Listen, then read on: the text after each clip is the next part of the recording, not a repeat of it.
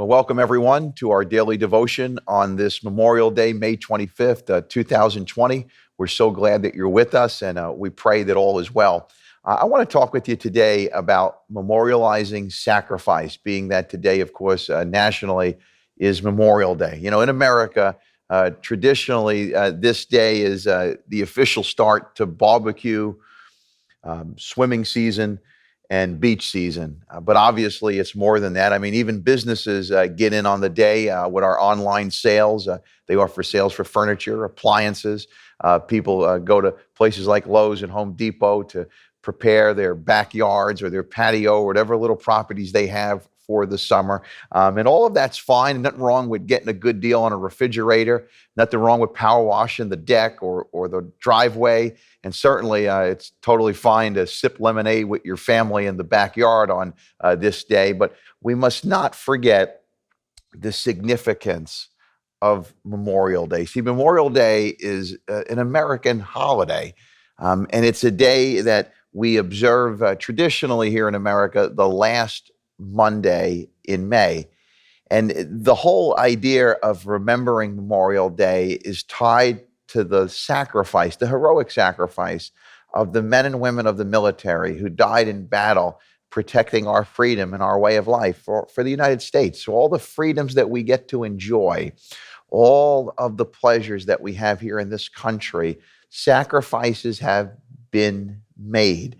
And so the focus of memorializing those lives dates all the way back to the Civil War. After the Civil War in the spring of 1865, sadly, those battles that took place in connection with the Civil War claimed more lives than any conflict in United States history. And so that was the first establishment of the country's national cemeteries. And of course, this focus of remembering such a great sacrifice. And then, of course, in 1971, America adopted this as a federal holiday as well. And so as we enjoy all of the freedoms that we have, and thankfully so, let us not forget the great sacrifices that have been made. You know, it seems that as our country gets older and the more sophisticated we are, and the more of the freedoms that we get to enjoy here in America, we sometimes, for whatever reason, we become forgetful of all that has been done to put us where we are. And we're not a perfect country. Through the years, a number of wrongs have been made right, and that'll continue to be because we're fallen people. But we need to be a thankful people. And this idea of remembering and being grateful and appreciative should be something that categorizes the life of a Christian. See, all that we are in terms of our spiritual growth, our maturity, and our ability to fulfill the missions and the ministry that God has for us is tied to having an undiminishing appreciation for the cross of Jesus Christ. See, I think of it this way. Once we stop being thankful, and nobody verbally would say that I'm going to stop being thankful, but the way we live, when God is no longer a priority. Again, nobody would say the cross is not a priority, but we could live that way. When giving is no longer a priority, when serving doesn't fit into our plans, when coming to church, whether it is watching a service online or being in person, when that kind of doesn't jive with our schedule, little by little, the fade begins and we go through the motions, kind of like we do sometimes for like a Memorial Day, when we're just celebrating the day for our own purposes and our own devices.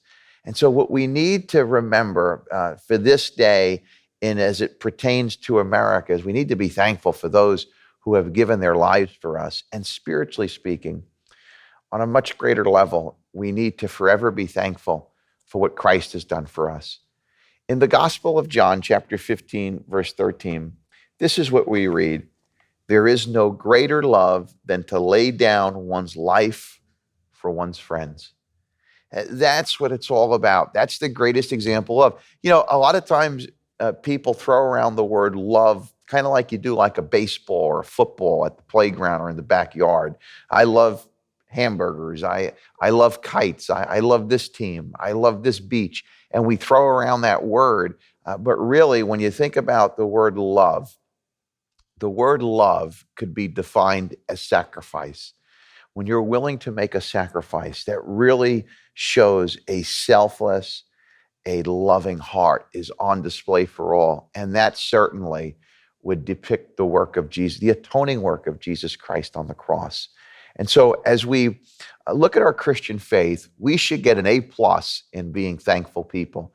You know, the way that we conduct ourselves, our attitudes, even when we're at church, when we're serving, when we're with our family, we should be so thankful for our salvation, our eternal life, that overrides any negative attitude that's always trying to usurp the joy that God wants us to have. Now, I know that because being a fellow member of the Sinner Club, I can't tell you how many times I want to give in to a bad attitude. And sadly, I do sometimes. But by the grace of God, we're able to look in the mirror and repent to the Lord and get right back on the track that we need to. And you know, appreciation and thankfulness really is the enemy of all things that pertain to depression and really oppression. As we maintain this mindset of thankfulness, it keeps us on the right track. Now, I believe that's true for our country. The more thankful we are for the freedoms that we have, the more diligent we will be in preserving them. I also think the less hateful we'll be. You know, our country, with all of the advancements that we have, we actually argue in very archaic manners, maybe not in archaic methods because of the technology that we have, but our arguing is at like epic proportion levels right now. And again, if we would just go back to being thankful for the freedoms that we have, we can have a dialogue with somebody. You could disagree with somebody, but you don't have to become disagreeable in your conduct. And so I think it's a reminder on this Memorial Day that we're not to fight over politics. We're not to tell people how it is. You want to put all that away. The believer should not be governed or defined by that. There's a lot. I look on the internet right now, even in our church, and there's lots of people who are in the political commentator business. Unless you work for one of the networks, and you're collecting a big check that you should be tithing, unless that's you and you're paid to give your political commentary like 5 times a day, okay, I guess. But if not, don't waste your precious time and also the audience that you have, whether it be in your home or on social media, with giving airtime to the negativity and really all of what's become a cesspool of news and information. Instead, flip the script. If you're going to share your opinion, do it so in a loving way that reflects a thankful heart. Let's put more of the focus on the sacrifices that have been made by our heroes, the real heroes. Let's focus on them. And let's also remember the families who maybe lost that son or daughter, that husband or that wife, that friend, that church member who gave their life in the line of duty. And let's have this thankful heart for them. But let's also, again, remember to be thankful for the faith that we have in Jesus Christ, the forgiveness that we get to enjoy, the mercy and grace that truly is renewed each day, and of course, our eternal life to come. And so regardless of political affiliations, let us be thankful for our country. Let us be praying for our country and its leaders, especially now. In fact, I think on this Memorial Day, it's unlike any other Memorial Day we've had in a long time. Let us be praying for our country. We just had the National Day of Prayer a few weeks ago. We don't have to wait till next year to do it. Take this day to really pray for our country, pray and give God thanks for those families that have lost loved ones to war. And again, let us be a grateful people, not only for our nation, but for the Lord. In fact, let us take this time now as we end this devotion to pray and come before the Lord. Our Father and our God, we thank you for those who have laid down their life in battle. We thank you for their sacrifices that have been made. Many we know, many we don't know. We thank you, oh God, for their families, and we pray your continued comfort and grace to be upon them. And Lord, to that end, we are mindful of the greatest sacrifice of all, your Son, Jesus Christ. There is no greater love to know on this earth than the love of your Son, your love, oh God, because you so loved us that you gave your only Son, that whoever believes in him should not perish, but have everlasting life. Let these words of Scripture, let this picture of the cross never fade in our minds. And may our thankfulness and our gratitude for your grace overflow, and may it be a stronger, stronger focus in our life. Lord, I pray for those who are hampered down and who are struggling with any depression or anxiety. I pray, God, for just an overflow in their heart, oh God. I pray for thankfulness to flood their minds, whatever lies the enemy tries to spread.